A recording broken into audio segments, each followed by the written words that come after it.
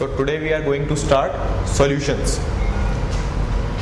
जैसा कि आपने छोटी क्लास में भी पढ़ा होगा, सॉल्यूशंस क्या होते हैं? Solutions are basically homogeneous mixtures. अब होमोजीनियस का मतलब क्या होता है? होमोजीनियस का मतलब होता है कि मेरे पास कोई भी एक मिक्सचर है, उसका मैं कोई भी सैंपल उठा के देख लूँ. Let it be these two samples A and B.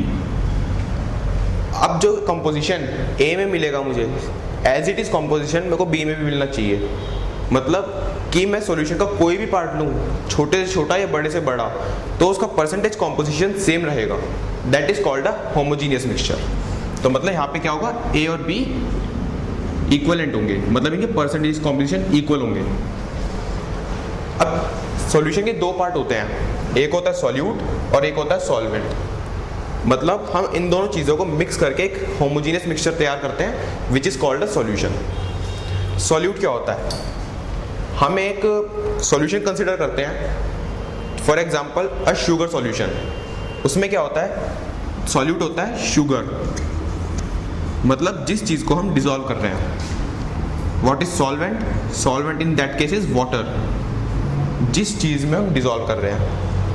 Generally इस चीज़ को ऐसे भी देखा जाता है कि जो चीज़ ज़्यादा होती है उसको सॉल्वेंट कहा जाता है, और जो चीज़ की जिस चीज़ की अमाउंट कम होती है दैट इज सॉल्यूट.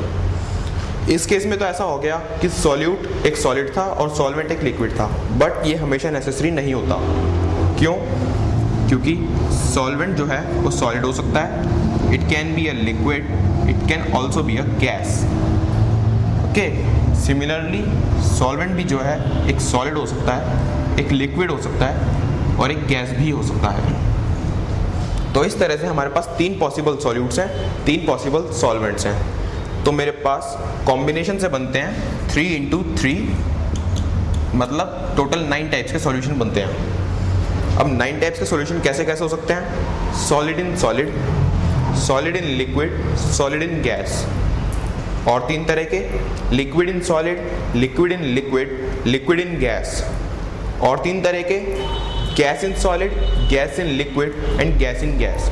तो मेरे पास फाइनली 9 टाइप्स के सॉल्यूशन होते हैं. बट जो मैं इस चैप्टर में कंसीडर करूंगा दैट आर ओनली 4. वो कौन से होते हैं? वो होते हैं solid in liquid, liquid in liquid, gas in liquid. मतलब वो तीनों सॉल्यूशंस जिसमें सॉल्वेंट लिक्विड हो. एक टाइप का और सॉल्यूशन कंसीडर करता हूँ मैं, वो कौन सा होता है? वो होता है गैस इन गैस. इसका तो बहुत कॉमन एग्जांपल है एयर, जिसमें बहुत सारी गैसेस के मिक्सचर होता है. जैसे उसमें oxygen, carbon dioxide, nitrogen, hydrogen, सारी गैसेस के मिक्सचर होता है, दैट इज एयर. तो ये होता है gas in gas solution. Now next